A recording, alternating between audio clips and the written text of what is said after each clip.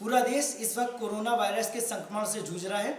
ऐसे में मोदी सरकार दिन रात एक किए हुए है। लोगों को मदद सामग्री पहुंचानी हो या फिर सैनिटाइजेशन, ये सरकार अपना काम बखूबी निभा रही है। इस वक्त हमारे साथ बात करने के लिए मौजूद हैं उत्तर प्रदेश के उप मुख्यमंत्री डॉक्टर दिनेश शर्मा जी। सर, लगातार कोरोना के मरीज बढ़ते जा रहे हैं, आखिर किस तरह की तैयारियां आगे है? देखिए, ये मर्ज ऐसा है, महामारी इसीलिए से घोषित किया गया है। आपदा के इसको आपदा माना गया है कि ये ऐसा संक्रमित रोग है कि जो एक से कई लोगों में फैल जाता है। एक व्यक्ति को होता है तो उससे अपने आप कई लोगों में फैल जाता है। इसलिए इसमें सावधानी और इसका एकमात्र इलाज यही है कि सोशल डिस्टेंसिंग हम बनाए रखें।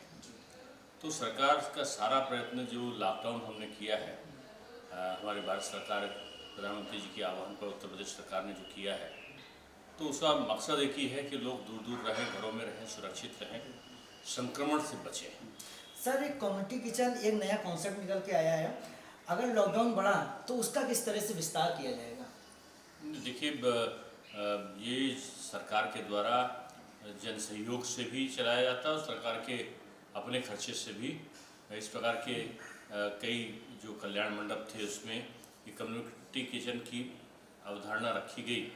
इसका मकसद सीधा से ये है कि जो गरीब हैं, जो बेसहारा हैं, जिनको कोई भी सहायता नहीं कर सकता, उनको यहाँ पर जो रोटी है, उनको अनाज है, उनको खाने की सामग्री उनको मिल सके, खाने का बना हुआ भोजन उनको मिल सके, इसके लिए इस प्रकार के जो कम्युनिटी किचन है उसकी स्थापना की गई। सर, इस समय पेरेंट्स के लिए एक बड़ी समस्या खड़ी हो गई है, फीस भरना है। सर, उनके लिए किस तरह से रियायत दी जा रही है? लॉकडाउन लगातार जारी है। देखिए, उनको तो बहुत बड़ी राहत दी है कि जो 3-3 महीने का फीस जमा कराते थे अब 3 महीने की नहीं जमा करा सकते। उनको 1 महीना की ही फीस मासिक आधार पर फीस लेंगे। और साथ में ये भी कर दिया गया है कि अगर मासिक भी नहीं देना की क्षमता है तो वो एप्लीकेशन देगा और भविष्य में अगले महीनों में उसको एडजस्ट कर दिया जाएगा। सर, अगर कोई स्कूल जो है ज़बरदस्ती प्रेशर बना रहा है पेरेंट्स पे, तो उस पर किस तरह की कार्रवाई की जाएगी? नहीं, हमारे वहाँ पहले से ही फी रेगुलेशन एक्ट 1918 बना हुआ है और उसमें सारे प्रावधान हमने दिए हैं। तो उत्तर प्रदेश में इस प्रकार की कोई परेशानी नहीं है।